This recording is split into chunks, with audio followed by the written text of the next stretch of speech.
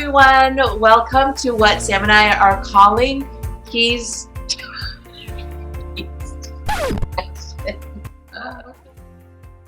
What happened to this? It's like, I don't know. Hi, everyone. Thank you for joining us. I am Michelle, and this is Sam, and we are doing something that we're calling Couple Matters, answering questions to relationships, or really it's just more of our responses, right? It's not like we actually have the answer, but it's our thoughts, our responses to the questions that we've been posed. And we'll be again very honest with you. Couples do matter to us, and couple matters matter as well. So today we want to talk about communication, and that's probably one of the first things that people ask. How do you cultivate healthy communication? Yeah, and oftentimes, what are the bad habits? Bad habits? Like, yeah, whenever you're trying to say something and people just keep cutting in. I know what you want to say. Okay, sorry, go ahead, hon. Yeah, and there are bad habits we've picked up, and we've seen it done in our homes, and we've seen it done in out there at schools and with friends, and it's become this part of our lives, and we picked up these bad habits. And when you come into such an intimate relationship where communication is so important, and they might be the only ones you're communicating with, or at least trying to communicate, these bad habits come up, and both people have bad habits. Oh my goodness, the struggle to communicate is real. It really is, yeah. And so, I mean, again, communication is definitely beyond just what you say. Yes. There's the tone, and then so much that's communicated is actually more nonverbal than anything else. Yeah. And so I think, part of that communication key is being aware of, I think, assumptions, right? If we are operating from a place of knowing what the other person is thinking and what they're going to say based on, number one, our own experiences in life, personal experiences, or based on historical experiences in the relationship, we might end up actually, creating these unhealthy habits that are ultimately going to be unhelpful to the relationship and get in the way of healthy communication. Yeah, and when we have couples looking for help with communication, oftentimes they're coming in and looking for a formula or give us words to say, or how do we say these things. But what we've come to realize is what most couples are really struggling with is the lack of connection that's happening. And without this kind of connection, without a level of trust, without a level of maybe even intimacy, it's really hard to communicate or even feel safe to be able to say the things that you want to say. And even when you say them, you could walk away. This person hasn't heard me at all.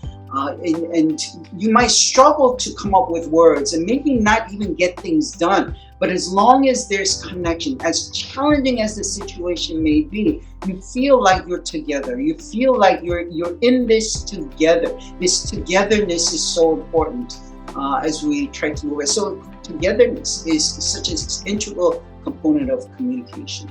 And I think what I'm hearing too is that they're in that togetherness and that connection piece, you really are developing trust and safety, right? So even if I don't know how to formulate or even articulate to tell you what I'm feeling, because you are very present there with me, you're not judging me, you're not short with me and patient.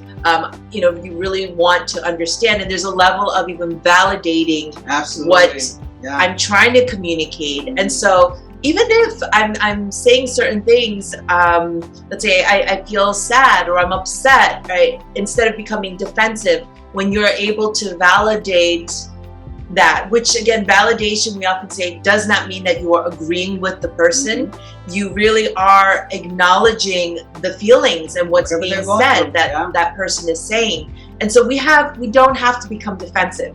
And that is a practice though, because we are not used to validating. We are not used to acknowledging. In fact, we are just used to this ping-ponging back and forth. I'm going to respond to what I heard you say, but also internally, I'm feeling on edge, so I'm going to get defensive. Yeah, and another thing that we really have really poor skills in is the actual listening part. What? Just kidding. She's all of a sudden become so funny. But listening is an art form. Oftentimes, what we do is when someone else is talking to you, we tend to try to come up with solutions. We are so much more about trying to solve the situation, solve the problem that's being communicated. And that might be necessary at some point. But if you really want to connect, if you want to be able to engage in the core of communication, it really is about listening to the person.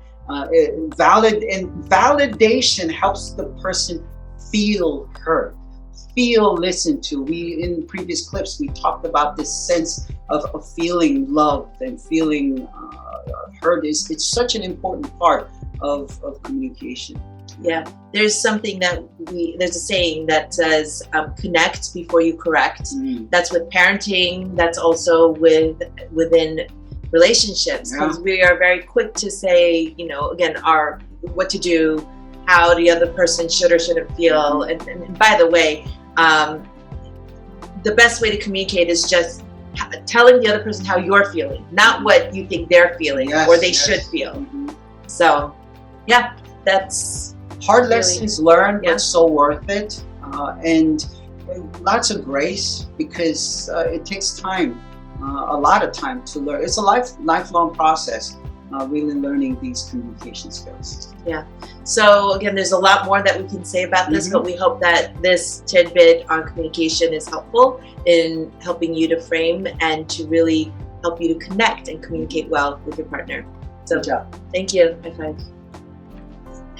Thanks for listening. Don't cut me off next time. Bye, everyone.